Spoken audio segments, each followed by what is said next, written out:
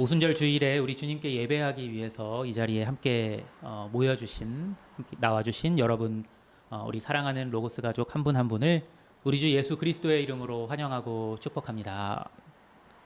네, 오늘은 창세기 11장 1절에서 9절을 본문으로 여러분과 은혜를 나누고자 합니다.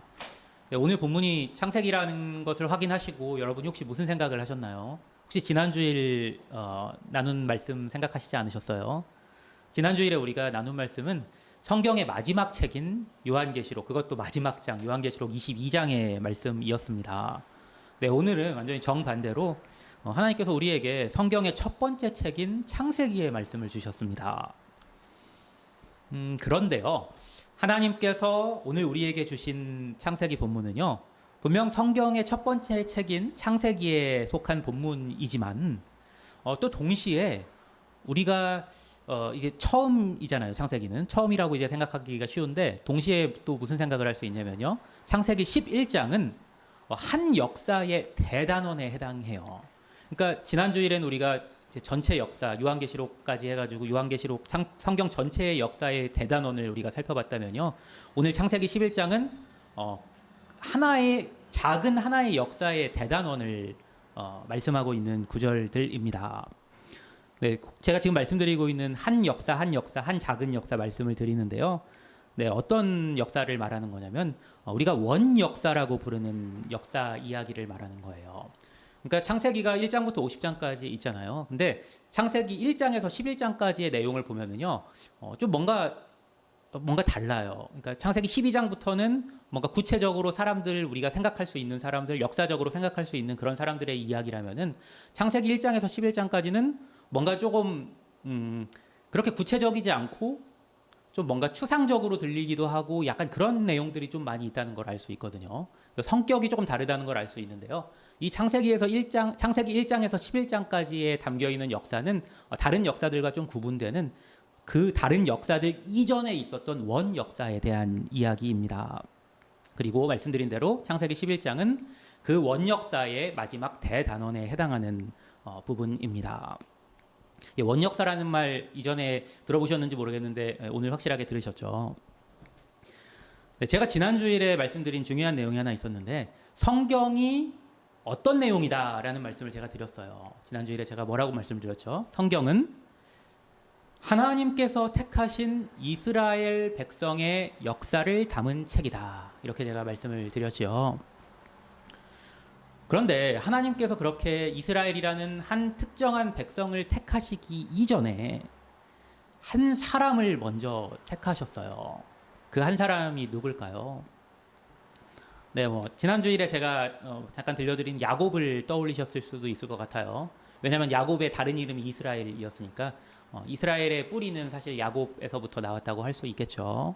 그리고 좀 더 이제 구체적으로 말하면은 야곱의 12 아들들이 각각이 이제 이스라엘의 12지파를 이루어가지고 이스라엘의 역사가 이렇게 시작이 되게 되잖아요.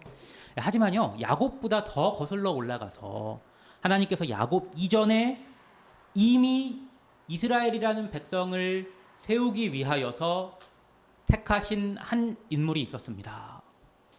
누굴까요? 네, 맞습니다. 네, 그 사람이 바로 아브라함이에요. 원역사는요, 그러니까 이 하나님께서 이스라엘 백성을 택하셔서 이제 이스라엘 백성의 이야기를 풀어나가시기 이전의 이야기니까, 그러니까 원역사는 언제까지의 이야기가 되냐면은 바로 아브라함 이전까지의 이야기가 되는 겁니다. 그래서 원역사는 하나님께서 아브라함을 택하시기 이전의 역사를 가리킵니다. 따라서 원역사의 마지막 대단원인 오늘 본문 창세기 11장에서는요, 하나님께서 원역사를 마치시고 왜 아브라함이라는 사람을 택하셔서 이스라엘 백성의 이야기를 시작하실 수밖에 없었는지, 네, 그 이유를 알려주는 단서가 들어있습니다. 원역사의 마지막 대단원인 오늘 본문 창세기 11장 1절은 이렇게 시작합니다. 온 땅의 언어가 하나요, 말이 하나였더라. 네, 이 말씀이 어떻게 다가오시나요? 네, 원역사 시대에는 온 땅의 언어와 말이 하나였다고 성경은 말씀합니다. 오늘날과는 다르죠. 오늘날 언어와 말이 만약에 하나라면은 얼마나 좋겠습니까? 이 생각이 저는 제일 먼저 들더라고요. 네, 여러분께서는 물론 이제 미국에서 오랜 시간 살아오셨잖아요. 오랜 세월 동안 살아오셔서 이제 영어가 많이 이제 편하시고 익숙하실 거예요. 네, 하지만 저는 아직도 영어로 의사소통하는 게 불편할 때가 많습니다. 뭐 여러분도 아마 그런 게 조금씩은 있으실 거예요. 네, 저보다 영어를 능숙하게 하시는 여러분도요. 아마 처음 미국 땅을 밟으셨을 때 겪으셨던 그 난감한 그 경험들 다 기억하실 거예요. 네, 처음 미국 땅을 밟으셨을 때 처음부터 영어로 의사소통이 잘 되셨나요? 네, 고생하신 경험들 다들 있으시죠. 네, 우리가 만약에 원역사 시대를 살았다면요.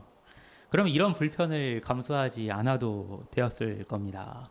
근데 도대체 원역사의 말미에 무슨 일이 일어났기에 오늘날 우리는 여러 다른 언어들을 말하게 되었고 서로 간에 소통도 하지 못하게 되었을까요? 이에 그들이 동방으로 옮기다가 신할 평지를 만나 거기 거류하며 서로 말하되 자 벽돌을 만들어 견고히 굽자 하고 이에 벽돌로 돌을 대신하며 역청으로 진흙을 대신하고 또 말하되 자 성읍과 탑을 건설하여 그 탑 꼭대기를 하늘에 닿게 하여 우리 이름을 내고 온 지면에 흩어짐을 면하자 하였더니 네 사람들이 이곳저곳에서 몰려들어서 한 자리에 모였다고 말씀합니다. 그리고 그들이 한 일이 뭐라고 말씀하나요? 건설을 했다고 하죠. 뭐를 건설했다고 말씀하나요? 두 가지죠. 성읍과 탑. 많은 인원이 모였으니까 집을 지어야 했을 거고 그러면 성읍을 세운 거는 어찌 보면 당연한 일입니다. 고개가 끄덕여질 만한 대목이죠. 하지만 탑을 세운 건 왜였을까요? 탑. 오늘 본문은요. 그 탑 꼭대기를 하늘에 닿게 해서 자기들의 이름을 내고 온 지면의 흩어짐을 면하기 위해서였다고 말씀합니다. 오늘날의 기준으로 생각하면 얼토당토 않은 이야기죠. 생각해 보세요. 사람이 탑을 아무리 높이 쌓는다고 해서 하늘에 닿을 수 있겠습니까? 네, 그런데요. 그들은 자기들의 이름을 내고 또한 온 지면의 흩어짐을 면하기 위해서 결코 이루어질 수 없는 또 결코 끝나지 않을 그 일을 시작합니다. 아마도 창세기 7장에서 9장에 걸쳐서 있었던 홍수 사건 때문이었을지도 모르겠습니다. 하나님께서 홍수로 지면 위에 있던 모든 사람들, 모든 생물들을 쓸어버리셨었죠. 아마도 그들은 그 홍수에 대한 기억을 가지고 탑을 높이 세워서 탑 위에 올라가면은 이제 물이 어느 정도 잠긴다고 해도 피할 수 있을 거라고 생각할 수 있잖아요. 그래서 그렇게 탑을 높이 세우고 그 위에 올라가면 홍수로 심판받을 일이 다시는 없을 거라고 그렇게 생각했을지도 모르겠습니다. 그러나 하나님께서 홍수로 사람들을 쓸어버리셨던 이유가 무엇이었나요? 홍수를 하나님께서 내리시기 전에 하나님께서 하신 말씀이 창세기 6장 11절과 12절에 이렇게 기록되어 있습니다. 제가 세 번역으로 한번 읽어드려 볼게요. 하나님이 보시니 세상이 썩었고 무법천지가 되어 있었다. 하나님이 땅을 보시니 썩어 있었다. 살과 피를 지니고 땅 위에서 사는 모든 사람들의 삶이 속속들이 썩어 있었다.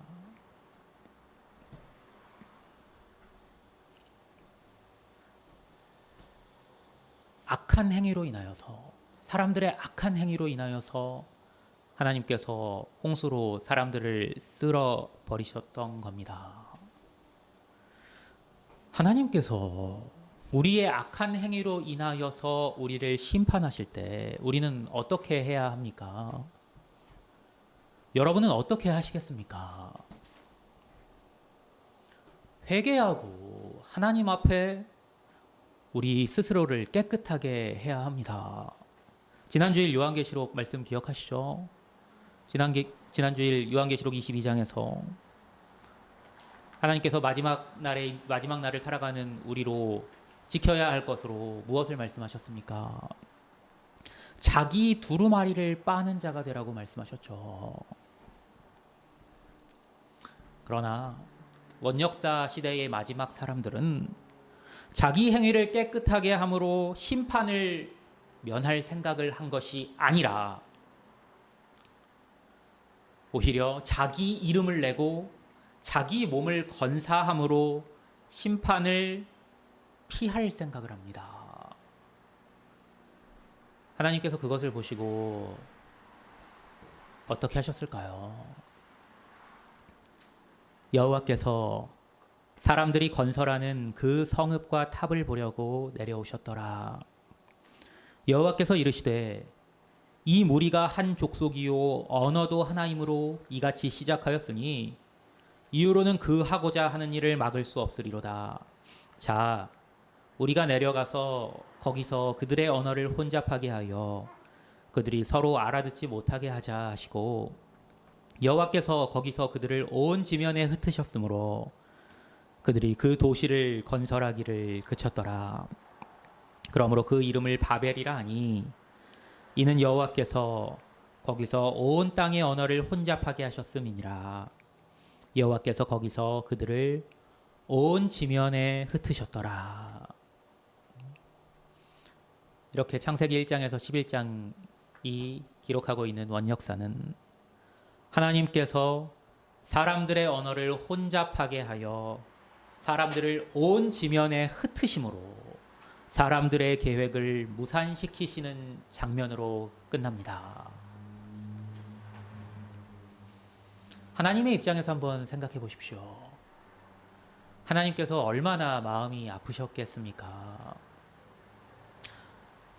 당신의 사랑으로 보시기에 심히 좋게 창조하신 세상이 당신의 형상으로 창조하신 첫사람의 창조주 하나님에 대한 불순종으로 타락하기 시작합니다. 그 결과로 하나님께서는 비통한 마음으로 홍수를 내리셔서 세상을 심판하셔야 했습니다. 그런데 의인이요 당대의 완전한 자였던 그리고 하나님과 동행했던 노아와 그 가족을 방주를 통해서 기껏 구원했더니 그렇게 구원받은 자들이 하나님의 이름을 높이며 사는 것이 아니라 다시 자기들의 이름을 높이며 하나님을 대적합니다. 그래서 하나님께서는 다시 그들을 흩으셔야 했습니다. 역설적이게도 이 절망적인 원 역사의 마지막이 하나님의 새로운 창조의 시작이 됩니다. 하나님께서 친히 당신의 백성을 택하셔서 친히 그들을 새롭게 창조하셔야 피조물이 완전해진다는 결론을 하나님께서 내리셨기 때문입니다. 하나님의 이 새로운 창조를 위하여 택함을 받은 인물이 바로 아브라함입니다. 그래서 원 역사가 끝나고 새로운 역사가 시작되는 창세기 12장은 아브라함의 이야기로 시작합니다. 하나님께서는 원 역사에서 노아를 통해서 세상을 구원하신 것과는 다른 방법을 택하십니다. 어떻게 다른가요? 노아를 통해서 세상을 구원하셨을 때는 그 구원이 일시적이었습니다. 노아를 하나님께서 구원하셨지만 시간이 지나면서 노아와 그 자손들은 다시 범죄했고 다시 타락했습니다. 다시 악에 물들었습니다. 그들에게는 다시 악에 물들지 않을 방도가 없었기 때문입니다. 그러나 하나님께서 이스라엘 백성을 택하셨을 때는 그들을 위해서 특단의 조치를 내리십니다. 그 특단의 조치는 바로 당신의 아들인 예수 그리스도를 보내시는 것입니다. 당신의 아들을 믿는 자는 누구나 멸망하지 않고 영생을 얻는 생명의 길을 하나님께서는 예비하십니다. 예수 그리스도를 통해서 일어난 구원이 하나님의 새로운 창조의 시작 그리고 완성이 됩니다. 이것이 지난 주일에 요한계시록 마지막 장 13절 우리 주님께서 하신 말씀의 내용이었습니다. 기억하세요? 요한계시록 22장 13절 이렇게 말씀했죠. 나는 알파와 오메가요 처음과 마지막이요 시작과 마침이라. 우리 주님께서 하신 말씀입니다. 오순절인 오늘은 부활하신 예수님을 경험한 제자들에게 아주 특별한 날이 되었습니다. 예수님의 부활을 믿고 또 경험하고 예수님의 말씀을 따라 살기 시작했던 제자들이 경험한 첫 오순절이 성령 강림절이 되었기 때문입니다. 오순절날 성령께서 하신 일이 무엇이 없습니까? 사도행전 2장은 이렇게 말씀합니다. 오순절날이 이미 이름에 그들이 다 같이 한 곳에 모였더니 홀연히 하늘로부터 급하고 강한 바람 같은 소리가 있어 그들이 앉은 온 집에 가득하며 마치 불의 혀처럼 갈라지는 것들이 그들에게 보여 각 사람 위에 하나씩 임하여 있더니 그들이 다 성령의 충만함을 받고 성령이 말하게 하심을 따라 다른 언어들로 말하기를 시작하니라.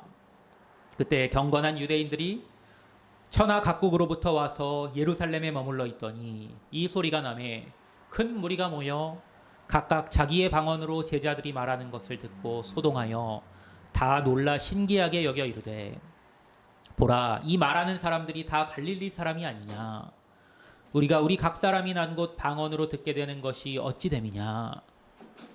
우리는 바데인과 메데인과 엘람인과 또 메소보다미아 유대와 갑바도기와 본도와 아시아 브루기아와 밤빌리아 애굽과 및 구레네에 가까운 리비아 여러 지방에 사는 사람들과 로마로부터 온 나그네 곧 유대인과 유대교에 들어온 사람들과 그레데인과 아라비아인들이라. 우리가 다 우리의 각 언어로 하나님의 큰 일을 말함을 듣는도다 하고 다 놀라며 당황하여 서로 이르되 이 어찌된 일이냐 하며. 겹쳐 보이지 않으세요? 원역사의 마지막 장면과 아주 비슷하죠. 아니, 원역사의 마지막 장면을 연상시킵니다. 동방으로 옮기다가 신할 평지를 만나 거기 함께 모였던 그들과 같이 예수님의 부활을 경험한 예수님의 제자들이 다 같이 한 곳에 모입니다.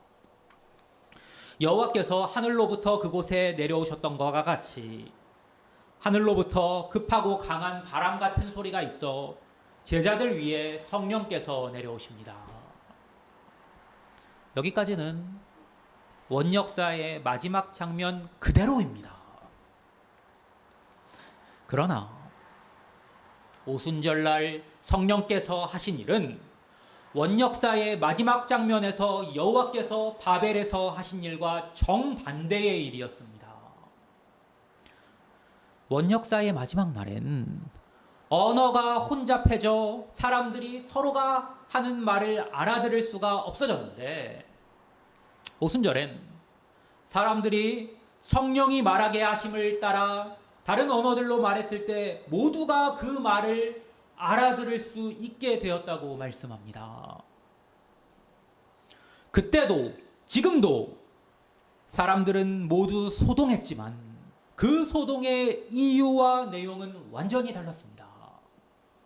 그때는 서로가 자기를 높이며 자기 말을 했고 서로 간에 알아들을 수 없었지만 지금은 한 언어 그리고 한 목소리로 한 말, 곧 하나님의 큰 일을 말했습니다. 뭐라고요?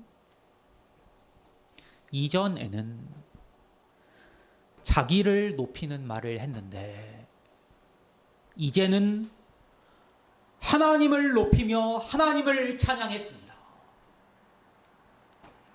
이것이 예수 그리스도를 통해서 성령으로 역사하시는 하나님의 새로운 창조입니다. 예수 그리스도께서 부활하시고 승천하심으로 이 하나님의 새로운 창조가 이루어진 줄로 믿으시기 바랍니다. 그것은 다름 아닌 혼잡해진 우리의 언어가 다시 하나가 되어서 흩어진 우리가 하나님의 백성으로 하나 되는 것입니다. 언어가 다시 하나 되었다는 건 영어와 한국어가 합쳐져서 영어 또는 한국어로 통일되었다는 의미가 아닙니다. 그 이상입니다. 어떤 의미입니까? 하나님의 백성의 언어는 하나님을 높이고 하나님을 찬양하는 언어로 통일됩니다. 그것이 바로 하나님께서 새로운 창조를 통하여서 통일하시는 우리의 한 언어인 것입니다. 부활하신 주님을 경험해서 하나님의 백성이 되면 우리는 다 그렇게 됩니다. 하나님께서 우리를 새롭게 창조하실 때 우리 안에서 성령께서 그 일을 행하시고 이루시기 때문입니다. 그것이 오순절날 제자들이 성령의 역사하심으로 변화된 모습이었습니다. 하나님의 택함을 받은 우리 역시 그렇게 되어야겠습니다.